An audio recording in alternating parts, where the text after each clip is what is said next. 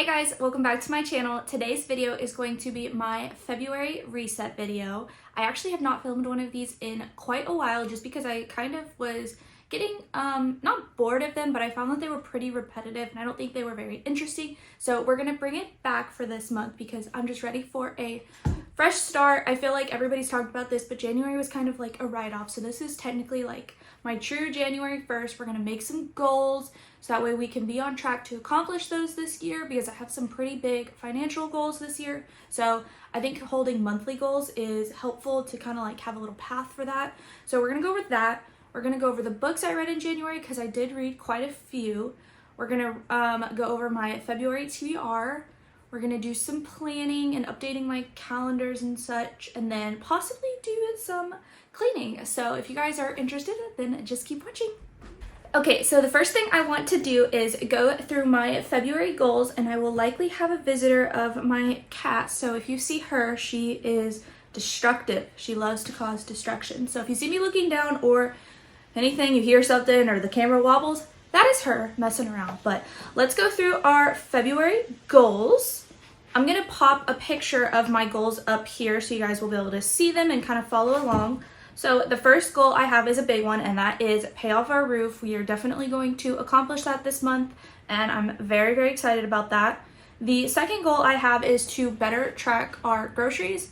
I talked about this in my February budget with me video, which should be already up by the time you're seeing this. I realized because somebody had commented about household items that when I was calculating my groceries, I was including probably stuff that should go in a separate category like face wash, body wash, toilet paper, paper towels, cleaning products, all of that stuff. And that's not really groceries. That would be its own category, such as household items. I was also sometimes including pet stuff if we had to get that really quickly from the grocery store. So this month my goal is to really sit down and figure out our true grocery budget so we can get an accurate depiction of how much we're spending a month there, because I do think it's a lot and I know we can cut down, so we just need to figure that out. So that is one of my goals. My next goal is to save $500 in our house account, which this might change towards paying off Jacob's phone now that I'm sitting here thinking about it, because that's something we really need to do so that way we can switch him onto my plan and get him all of his parents' plan, and then that'll also free up an extra, I don't know how much his installment is, $25 maybe, that we can put towards our debt snowball. So actually, now that I'm sitting here thinking about it, we're gonna save $500 off of Jacob, or pay $500 on Jacob's phone.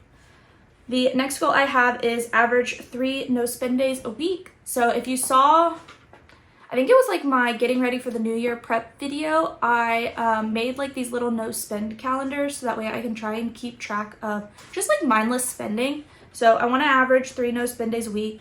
I don't know if that's a lot or a little, so if I find that 3 spend days is easy, I might up it just so I can challenge myself, because we really want to try and cut back on expenses this month. And then the fifth goal I have is to work on going through our freezer and pantry. I saw Carter Sullivan on YouTube. She actually had this as a goal, and I thought that was a really good idea because I do know we have a lot of stuff specifically in the pantry and freezer, like meat and stuff, that I think we can really try and make some meals out of that to try and cut down our grocery budget as well and just kind of free up some space and clutter. So I think that is definitely going to be a big goal for us this month. The next goal I have is to get ag exemption and farm tags. So we will be able to apply for ag and timber exemption here in Texas, and then also get farm tags, which will help cut down on Jacob's truck registration and his fees there, especially since we don't drive it. It's literally sits at the house 6 days a week besides just to get hay. So I think that is a big goal, and that'll kind of help us out a little bit too. So those are all of my financial goals. So like I said, this is definitely a big financial goal heavy month or year, but I do want to make sure we celebrate Jacob's birthday. He's not super into birthdays, but I just want him to feel special. So I want to figure out something small and low-key that we can do just so he, feels loved. My next goal is to read 5 books this month, which I think I should be able to do. I also want to consistently post videos. I had a hard time in January being consistent, so I want to try and really hone in on that this month. 10 is I want to stain our mantle. This is a project I have been wanting to do since we moved into this house because it's this really like weird orangey brownish color. I'll pop up a picture here so you guys can see. I just don't love it, and we actually have stain left over from a project we did for our wedding, so I'm hoping that is enough and I can just use that, and then we already have sandpaper so that way we're not having to pay anything for this project because that is super nice. So, and I think it'll just be something to make me like the living room a little better because I hate the living room and the way it looks. So that is also a goal. And then the last goal for the month is to measure out frames for our gallery wall. So like I said, I don't love our living room, so I'm trying to make it feel cozy and more decorated for very minimal. And we have this huge wall over our living room couch that right now we just have these like pictures of our cows there, which is cute, but it's not like, I don't know, I don't love it there. So I want to do a gallery wall of like family pictures. So I found some frames for pretty inexpensive. So I want to take painter's tape and like measure those out to see if I like those or not before I buy anything. So those are my February goals. I definitely think they are achievable. And I'm excited to make some progress and hopefully accomplish them. Okay, the next thing I want to go over is my January books that I read, and I think this is a record high for me. I read 11 books this month, which is a lot for me. So we're going to go through them, and we're going to kind of go through this quickly. But the first book I read was Best Friends Forever by Jennifer Weiner. I got this at the thrift store for like $2, and it's about two best friends who were best friends in high school, and then they lost track or like lost touch. And then one night, one of the superstar friends comes home to their hometown for like a not a family reunion, a class reunion. Something happens, so she shows up at her best friend's house, who stayed in the town, and says that something terrible has happened. And so then they kind of reconnect and they go about like trying to solve this mystery, and it was pretty good. I think I would give this like 3.5 stars. It was okay. I probably won't keep this on my bookshelf. It'll probably get passed on. And then the next book I read was The Housemaid by Frida McFadden. I'm sure almost everybody has read this book at this point, and it was pretty good. It's about this woman who takes a job as a housekeeper for this rich family, and the wife seems like utterly crazy, like she's making the housemaid's job harder. And I don't want to give too much away, but I'm sure everybody has read this book. It was good. I read, and I'm looking over at my bookshelf, it has a very similar vibe to another book I read that I'm trying to think of. Maybe it's The Last Mrs. Parrish I'm thinking of. So if I hadn't read that, I probably would have liked this book more, but since I had already read this, it was a very similar storyline. But it was a Frida McFadden book, so it's an easy read. I flew through it. It was good. I don't think I'll read the sequel because I've heard it's pretty similar, so probably won't do that. The next book I read is The Legacy by Elle Kennedy, and it's the last book in that off-campus series. These are just easy peasy romance books. If you haven't read, it's a 4 series, and then this is kind of like 4 years later, and it goes back and shows where all of the characters are now. These are just easy books to read, and I like cheesy romance books, as you'll be able to see. So I enjoyed that one. The next book I read is Pretend You're Mine by Lucy Score, and this is about a woman who shows up in a small town because she is leaving her husband. She meets this guy. Her car breaks down, he lets her stay with her, and then she's trying to like reinvent herself, so she stays there for a longer time, and then they kind of possibly explore a relationship, but he's in the military, so he will be leaving, so they can't like actually have a relationship. But this was really good. I love Lucy Score books. I think they're so good. I don't know. I am a sucker for cheesy romance books. A sucker. The next book I read is In the Weeds by B.K. Borson, which is the second book in the Love Light Farm series. So this just picks up on 2 different characters that are in the original Love Light Farms book and tells their story. Another cheesy peasy romance book. I like them, as you'll be able to tell. The next two books I read are the first two books in the Knock Me Out series, so Things We Never Got Over and Things We Hide from the Light. So this is similar fashion. This is the first book, and it's very similar to the other one. A girl shows up in a small town because she gets a call from her sister, and she's leaving her husband. She meets this guy. He's kind of like Grumpy Sunshine. Yeah, and I'm sure everybody's heard about it. I'm not going to talk about it. And then the second one in the series, Things We Hide from the Light, it picks up on two different characters in the original book, and it tells their story. This one was not as good as the first one. This one I feel like didn't get good until probably like the second half. I feel like the first half was a lot of fluff and could have been probably condensed a little bit, but I've heard the third book was really good, so I'm excited to read that one.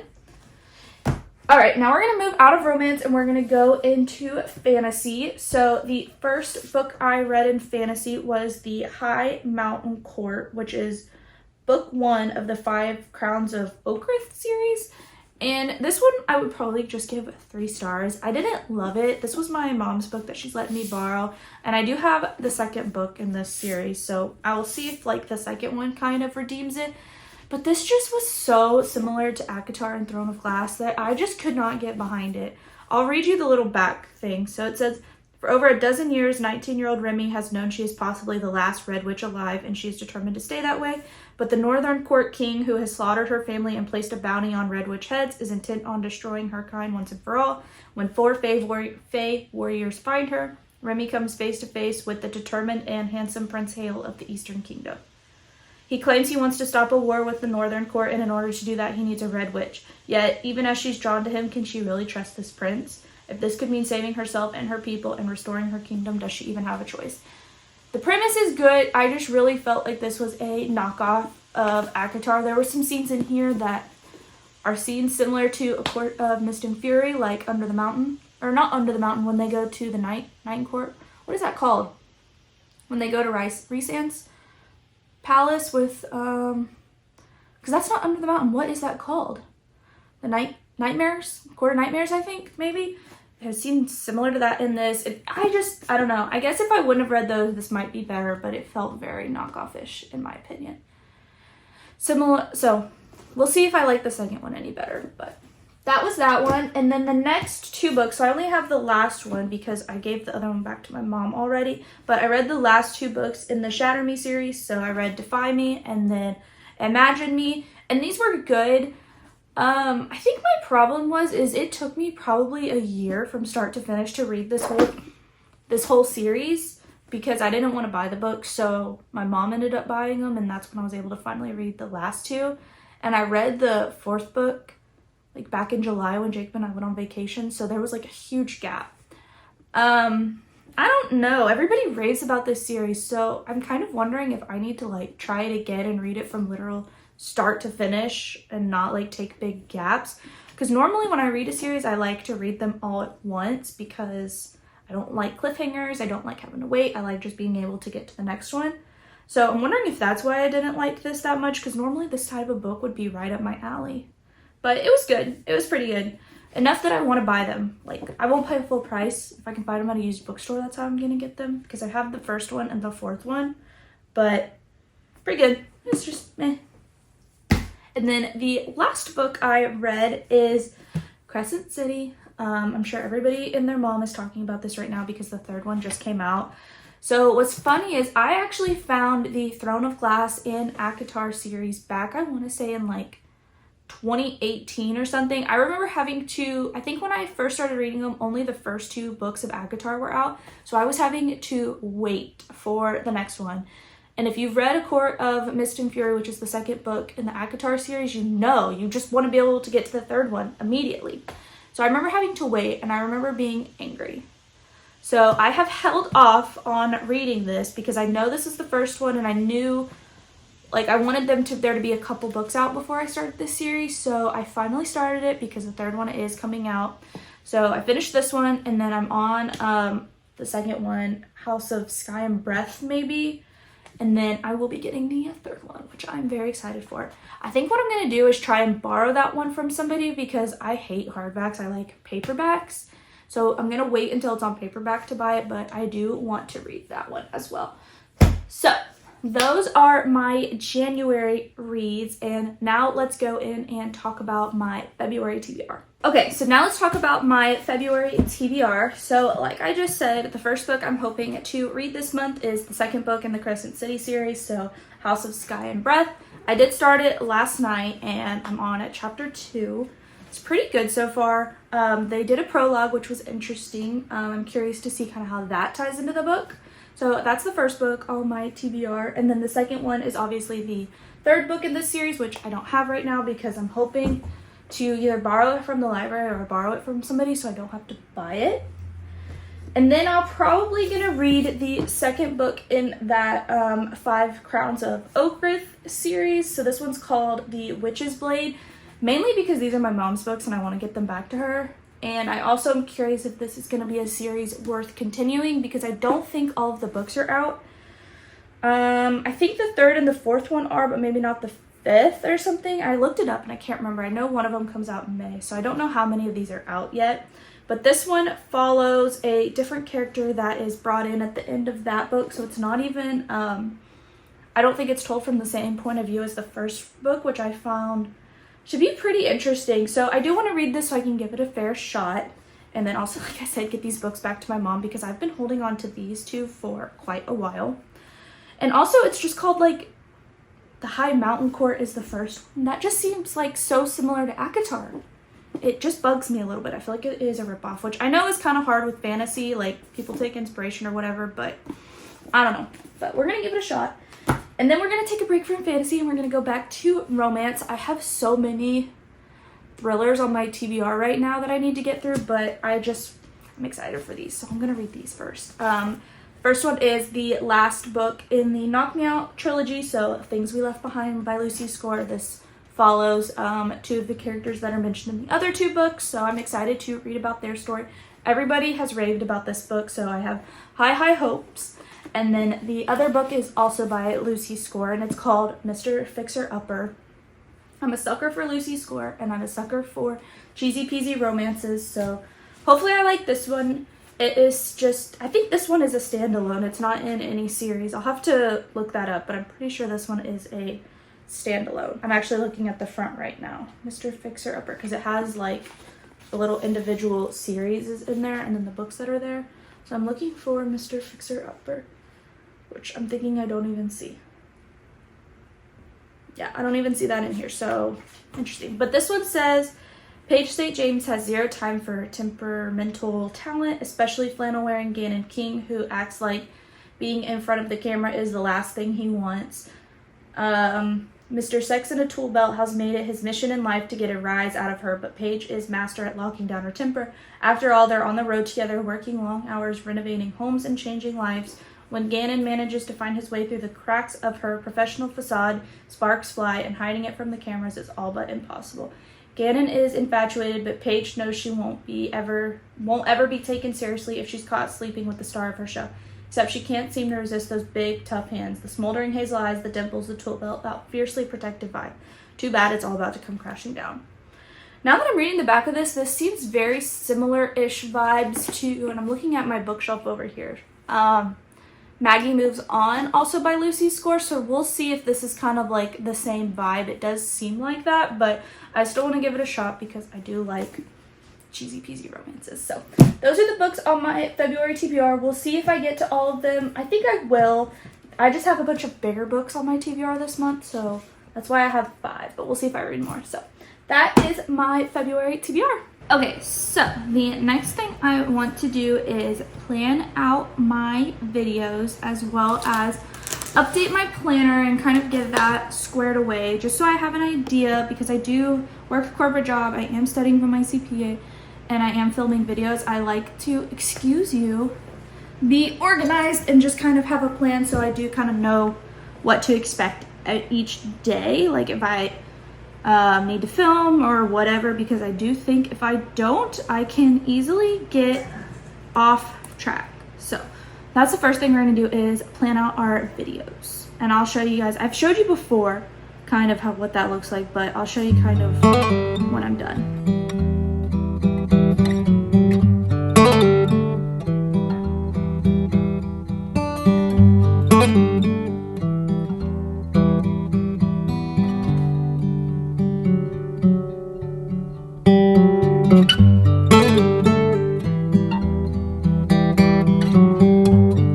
Okay, so here is roughly what my planner looks like. So I just have like a running to-do list over here that I like to keep for the month.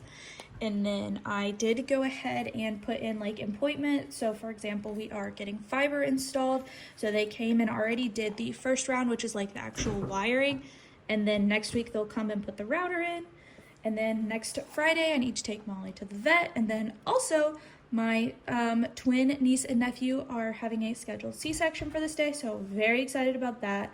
Then I just put in my dad's birthday, Jacob's birthday, Super Bowl, Valentine's Day. And then in blue, I just put like my filming stuff so that way I can try and stay on track. And then this week, we do have President's Day. Since I work for a bank, we will be closed. So I won't have work then, but I'll need to work a couple hours on Friday. So I just put that in here to kind of keep me accountable there.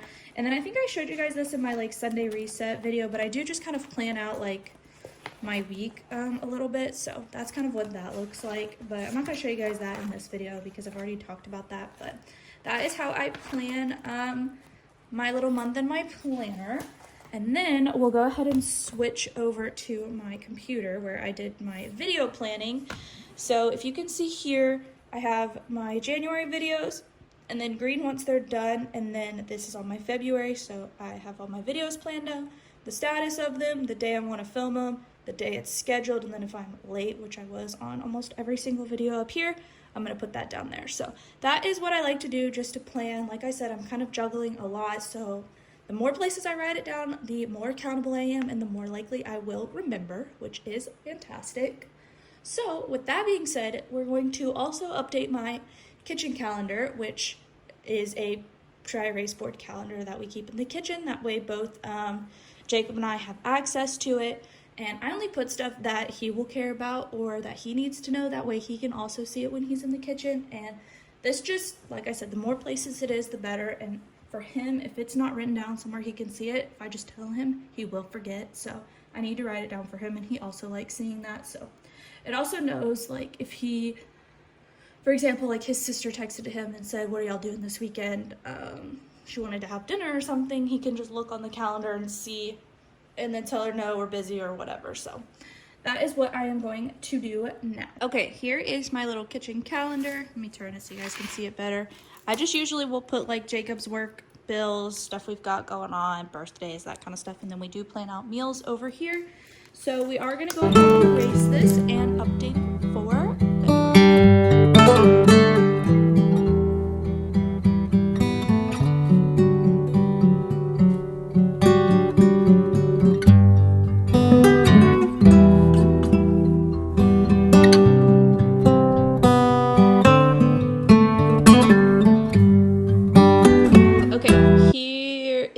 So most of the stuff is just the same as what I put over there, except I will put like Jacob does have to work tomorrow. This is a swap meet I think he wants to go to, and then I did just add in some bills. So mostly the same, but just have it in one more place. All right, that is my February reset. I hope you guys enjoyed this video, and now to clean up the mess. I'll see you guys in the next video. Bye.